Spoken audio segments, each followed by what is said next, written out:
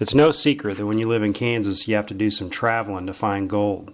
That may mean driving, hiking, or floating to your destination. On this particular trip, we spent a large portion of the morning driving around and searching for a location that had all the necessary components for us to find gold. It really started as a scouting trip. Then, we found this area as we drove over a bridge with a nice rocky stream bed, eventually connecting to a lake. The stream's on public property, but the parking was a long way away from where we expected to find gold. Today, we'd be hiking before we were able to process any material. Since the gold we find here is placer gold, which is gold that is from somewhere else and has found its way here either by hitchhiking on a glacier several millennia ago or tumbling down rivers that began high in the mountains, it's typically very small, flaky stuff because it's been washed, tumbled, and eroded over the centuries. It can be found with companion materials, which are sometimes easier to spot. As we're out prospecting, we're always poking around and looking for rocks and minerals that look out of place, as an indicator as to whether we're in the right place to find gold.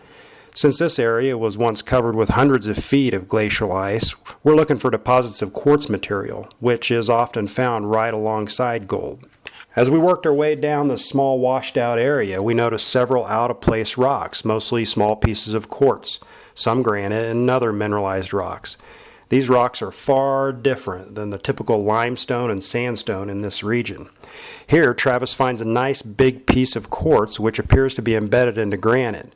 This shows us that much of this material in the area was deposited from glaciers many years ago.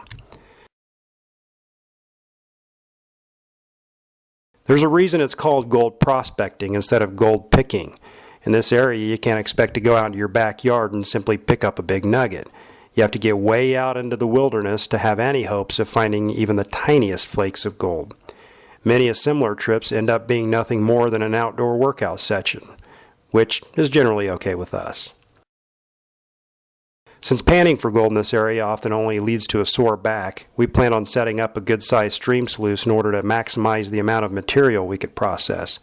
This means we had to not only find an area where we suspected gold might be, but also needed to try to find an area close by which had ample water flow to run our sluice box. Finally, a few hundred more yards, we found a spot that would fit the build. Now we only had to find a way to get to it. A little further down, followed by some backtracking a bit further, put us in a spot we felt gave us a good opportunity to find some gold. Setting up the sluice box properly is key to optimal gold recovery. The proper angle and water flow are the two most important factors. These factors become a moving target depending on where and what time of year you're prospecting. Rocks can be used to get the right pitch, and if water flow is not perfect, damming around the head of the box can help direct water to get the proper flow.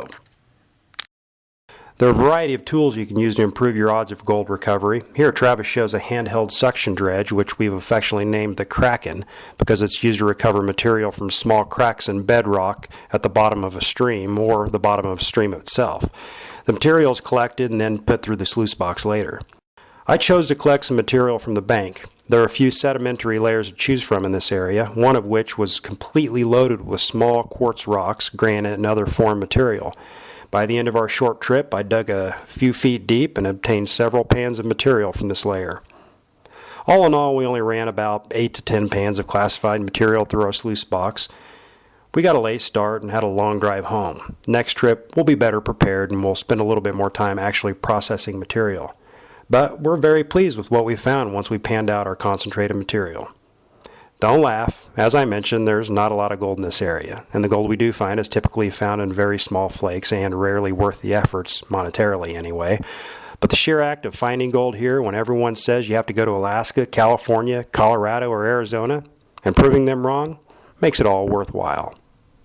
Don't forget, you can buy your gold prospecting equipment online at www.highplainsprospectors.com, where you can purchase anything from snuffer bottles to gold trommels.